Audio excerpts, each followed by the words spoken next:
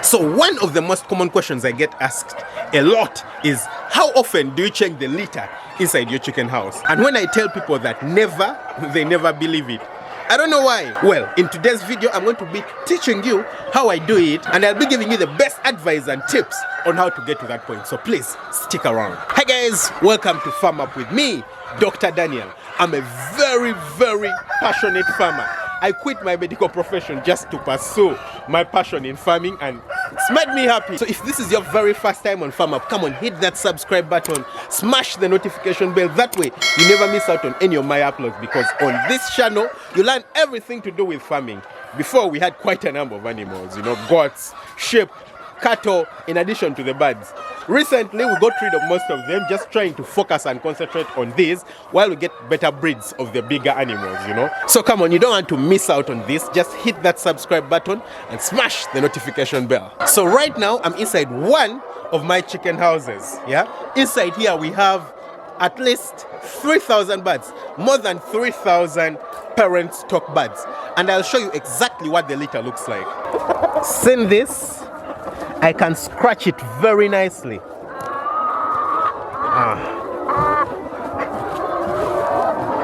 Trying to, get to the depth of it. And you see it. Do you see the litter? It's nice, it's dry. If I pushed it together, trying to squeeze it, you can't see any amount of water coming out. And it's not so dusty, as you might see.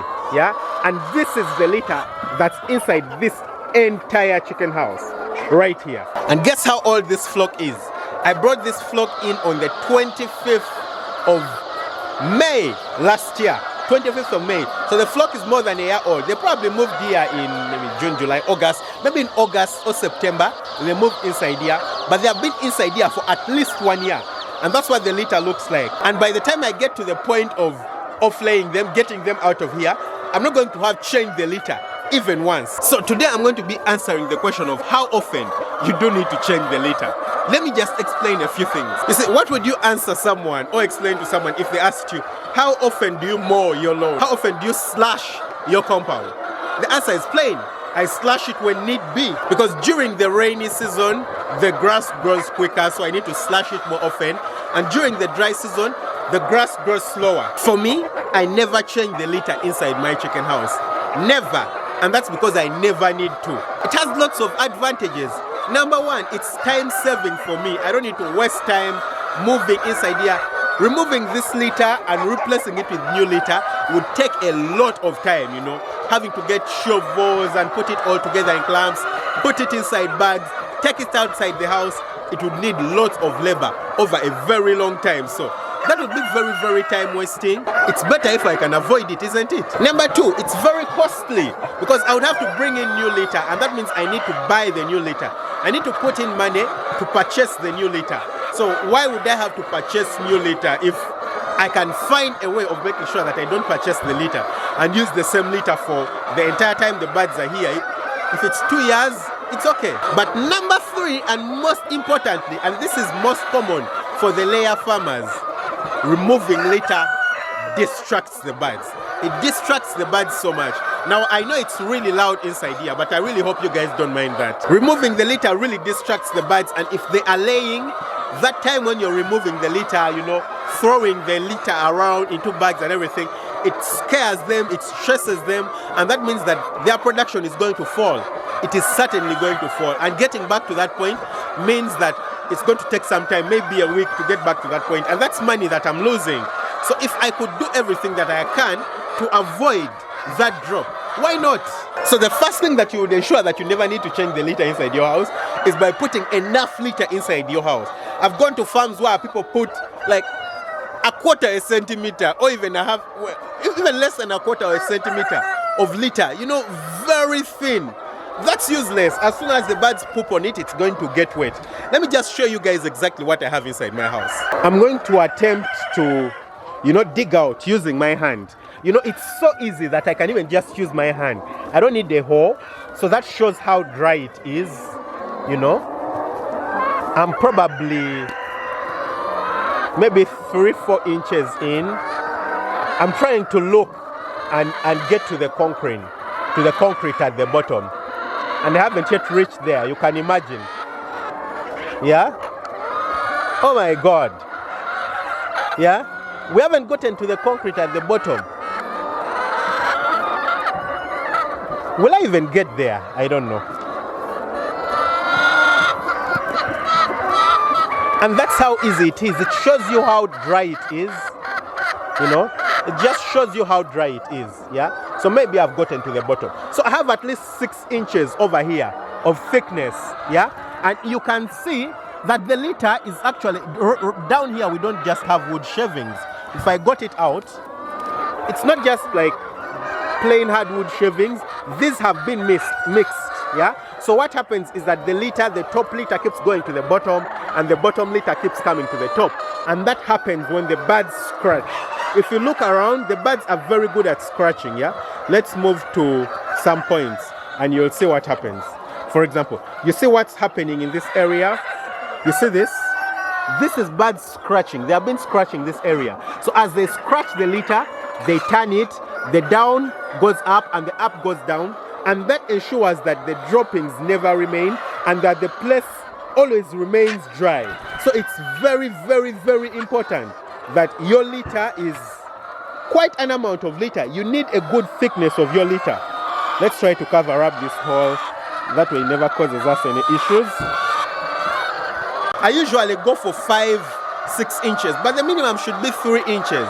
Yeah, you know, you do at least 3 inches of litter inside your house and you won't have any problems. When I tell people that, they usually say, no, it's very expensive. But then what's better? You know, wood shavings or litter is honestly not very expensive, number one. But what's better? You paying the price at the beginning and putting in the litter at once, or you having to get litter 3, 4, 5 times, and with that comes the expense of having to distract the birds. Their production drops. Then every time you bring in the litter, you need to pay the person who is putting in the litter. You're wasting time. It's more expensive that way in the long run. So you'd rather pay the price once, which is actually cheaper, and then never have to go through it until all the litter gets outside of the house at the end of production. The other thing is that you need to space the birds appropriately. Lots of farmers over squeeze the birds. You'll have too many birds in one area. Too many birds. You'll have, you know, 8, 10, 12 birds per square meter, and that's broilers. Of course, the birds are too compacted in one area, and that means you have a high concentration of the chicken poop in one location. That's not good for the birds. That's going to cause you issues. So in order for you to ensure that your litter lasts longer inside the chicken house, spread the birds out more. If you're doing layers, you know, 6 birds per square meter maximum. If you push too much, 8 birds per square meter, but I wouldn't advise that, you know. 6 is all right. With good aeration, 6 birds per square meter. That would ensure that there's not too much concentrations of dropping in one area, and then your birds can take a longer time inside your chicken house without you having to change the litter. Number 3, poor aeration inside your house. When the birds put their droppings down, those droppings produce ammonia, they produce sulfur, and they are wet, of course. So if the place is not properly aerated, it means that you're not going to have air coming in to circulate and take those gases out. That's what's going to cause smelling inside your chicken house. Very bad smells. I could literally live inside this house because there is no bad stink. You can see the litter. The litter is really good. So the place doesn't smell. You know, it's just the smell of chickens, not the smell of bad litter inside here. No, I don't have a single fly inside this place. Not a single fly. I haven't seen a fly at all the entire time I've been here. It's been hours, yeah? So it's because, you know, the aeration is really good. The air moves out nicely. Just look at the sides. Look at how nicely the sides are, you know? Look at the sides, you know? So there's proper aeration. In case anything got wet, because of the air coming inside, it will dry quickly. The gases are driven out, and that ensures that the litter remains dry. But then you'll find people who build their chicken houses, and the walls are all the way up, you know? They build the walls all the way up, maybe up to this level, and they leave a very small space up. No, of course your chicken house is going to be very humid. You're going to have a lot of moisture inside that house, and inevitably your litter is going to become very, very dry. So you want to ensure that you have perfect aeration inside your chicken house. Number 4, and very important, put the drinkers at the right level. you look at our drinkers here. The drinkers stand at the level of the back of the chickens. Now, of course, it's quite for me to show that because, but if you look at that chicken and you see its back and the level at which the drinker is, they are literally at the same level, Look at that drinker and look at the chickens, yeah? You can see that their backs are at the same level, and what that does is that it minimizes spillage. Number two, you can see the water inside. The water is not very high up inside the drinker, and that ensures that there is very minimal spillage inside the chicken house. Lots of farmers will put the drinkers on the ground. Yeah, that's very common with broiler farmers, but even layer farmers, they put the drinkers on the ground. Of course, the birds are going to spill the water. They'll kick the water. You have the wrong kind of drinker. Of course, the litter is going to get wet. And what do you expect? When the litter gets wet, of course, you're going to have to change it. So, if you ensure that the drinkers are at the correct altitude, the correct level, then you're not going to have any issues with the litter getting wet, with water being poured inside the chicken house. You're going to be very, very good, in a very, very good state. It won't be a problem for you. So yes, those are the 4 main tips on how to ensure that you never need to change your litter. By the way, those 4 tips not only work for you not needing to change your litter, but they also ensure that your chicken house doesn't smell, because if your litter is dry, then your chicken house won't smell. Where would the smell come from? You won't have anything coming to, lay eggs there like flies, and then the place rotting and smelling. No, if it's dry, it's clean, no smell, it's nice. But then, if you're one of the kind where your chicken house keeps getting wet, then there's nothing like how often do you need to change your litter. You only need to change your litter as often as you need to. If the litter gets wet, it starts smelling, change it and replace it. Then do it over and over again. But you don't need to do that, because I've given you the tips on how to actually go through it without you changing the litter. Very useful, right? Don't forget to hit that subscribe button, smash that notification bell.